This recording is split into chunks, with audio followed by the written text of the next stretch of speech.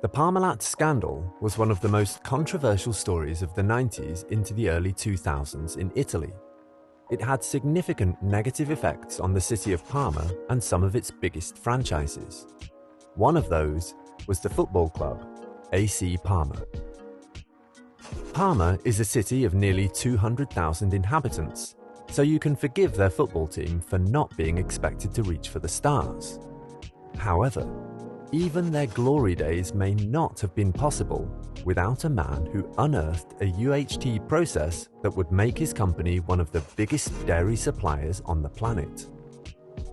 Parmalat was born in 1961, and Castillo Tanzi ensured that the company remained relevant for decades. He invested a lot of money in the commercial promotion of his brands. For instance, Parmalat struck a deal with Formula One driver Niki Lauda. Like many people in Italy, Tanzi had a deep affection for football and decided to buy local football club AC Parma following the death of Ernesto Cecchini. In 1989, Parmalat acquired the club, and the heavy investment made by the parent company allowed the Dukes to go on the sort of spending spree that would make the rest of the Italian teams blush. Parma were no giants of the Italian game, even though they had been around since 1913. However, backed by Tanzi's fortunes, the club would enjoy unprecedented success. He lavishly spent millions on players such as Faustino Asprilla from Nacional for €7 million, Dino Baggio from Juventus for €4.5 million, Fabio Cannavaro from Napoli for €6.7 million, Ernesto Chiesa from Sampdoria for €750,000, Hernan Crespo from River Plate for €4.13 million, Hristo Stoichkov from Barcelona for €11 million, Juan Sebastian Veron, €17.5 million from Sampdoria, and Gianfranco Zola from Napoli. All these players were signed to make the team the envy of the entire country and beyond. Parma's stadium, the Stadio Ennio Tardini, had been standing tall and proud since 1923, and under Tanzi, some renovation took place following the club's promotion to the Serie A in the 1990s. At the same time, the Primavera setup was great as well. Gianluigi Buffon was the club's most famous academy player and ended up having quite a stellar career for club and country. Under Nevio Scala, Parma won one Coppa Italia title, the UEFA Cup, and the European Super Cup. Carlo Ancelotti was brought to Parma following Scala's departure in 1996. His arrival saw the team finish the 1996-97 season in second place and make their debut in the Champions League. In 1998, Alberto Malassani guided the team to a UEFA Cup triumph against Marseille. A year later, they would win the Supercoppa Italiana. Tanzi invested a lot in Parma to satisfy his ego, but at the same time, there was something significant brewing in the background. 3 years before the Parmalat Scandal started attracting worldwide attention, the club sold star striker Hernan Crespo to Lazio for €56.81 million. At that time, Parma were in a good place on paper and had the right players to push for greater things. Unfortunately, things were about to fall apart. You see, despite the fact that Parma always represented Parmalat's major sporting achievement, they did have a few others, one of them being the Brazilian football club, Palmeiras. Palmeiras' successful partnership with Parmalat helped the club to achieve numerous sporting achievements and become a force in Brazil during the 90s. Verdeo won the historic 1993 Campeonato Paulista, beating Corinthians 4-0 in the second leg of the final and ended their 16-year wait for silverware. But we digress. In 2013, it was reported that Parmalat was having a hard time paying off a €150 million bond yield. This was a little puzzling, since the company's latest filings clearly showed that they had €3.9 billion of cash at hand in a Bank of America account. While initially the issue was waved off as nothing, the Parmalat train was heading towards a cliff and off the rails.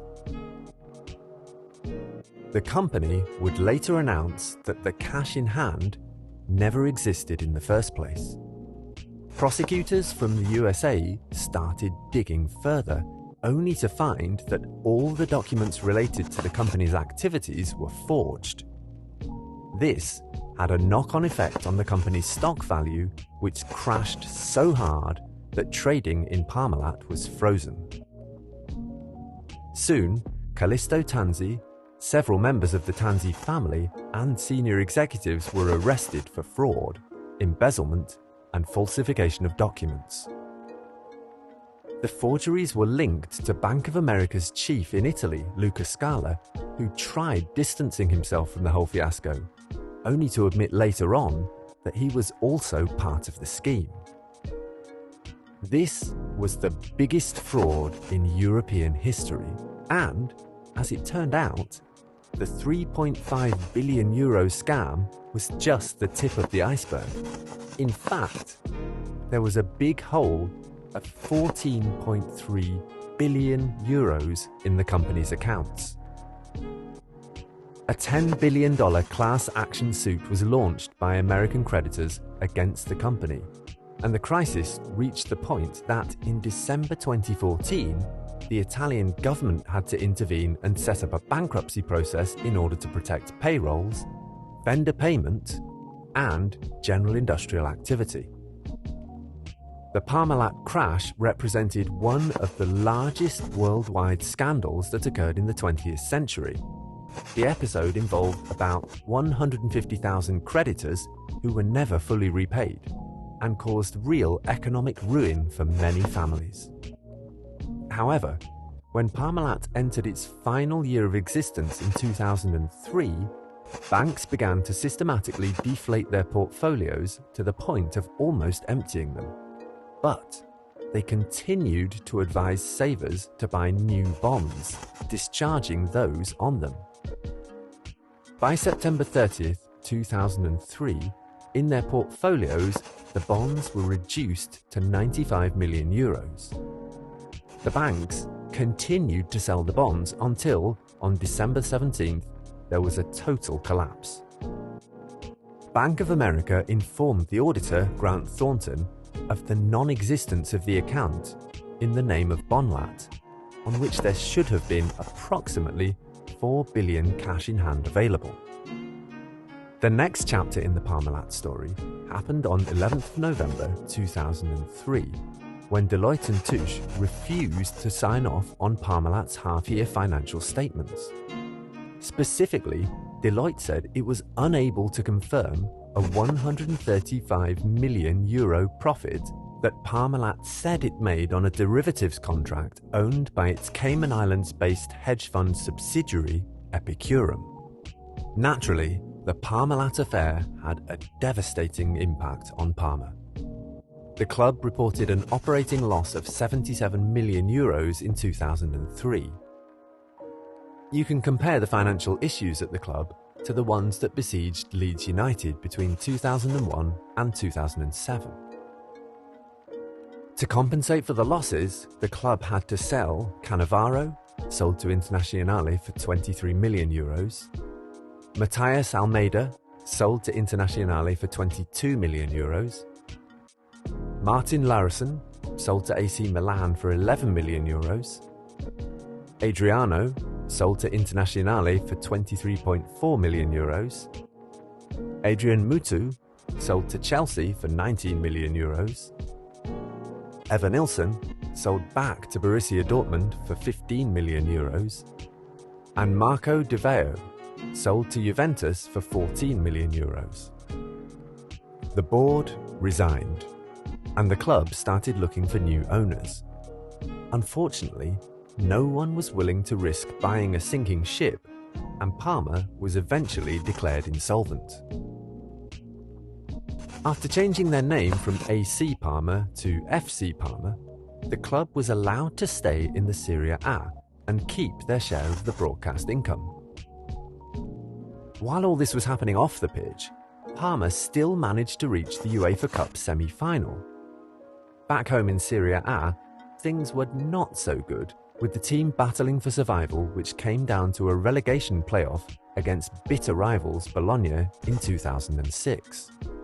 Prioritising Serie A status over European glory, Parma fielded a reserve team for the semi-final against CSKA Moscow. They crashed out of Europe ahead of the two-legged fixture against Bologna.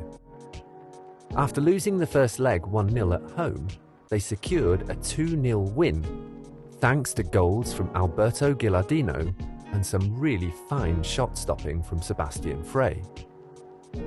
Despite confirming their Serie A status, the club was still looking at a future of mediocrity. Gone were the days when they could rub shoulders with the proverbial giants of Italian football and talk about Scudetto credentials. Now, Italian football had lost a great representative in Europe, as Parma looked to start a rebuild they had never envisaged. The club was eventually purchased by Tommaso Gurardi for around 30 million euros. But they changed owners quite a lot over the next few decades. In 2014, Parma finished 6th in the Serie A, but the club was banned from playing in the Europa League due to the late payment of income tax on salaries. Financial troubles just didn't seem to go away, with total liabilities reaching 218 million euros in March 2015. The club went into administration once again and, as a result, were relegated to the lower echelons of Italian football due to non-payment issues. Another name change was on the cards, and the 2015-16 season saw Parma playing in Serie D. Nevio Scala returned as president, and a couple of years later they were promoted to Serie B. Parma returned to the Serie A and finished the 2020-21 campaign in a respectable 14th place, given the turbulent years that they had experienced in the top flight under Tanzi's empire. Tanzi's intentions of giving back to the people of Parma might have seemed pure when he bought their local football club, but the benefits were fleeting. Parma never really recovered from the negative rebound effects of his shady dealings, and you would be hard-pressed to see a Parma fan that doesn't wish Tanzi never came near their club. The whole situation serves as a warning to football fans who live under the illusion that a rich owner always takes a club's troubles away. Simply put, a fairy tale built on a lie is destined to come to an end. In this case, the end result of Parma's 20-year lie under Tanzi's ownership was particularly devastating for the club, its players, and the families of everyone involved. For a city that was made to believe that it could shake up the established order in Serie A, the brutal reality check that Parma got was most cruel.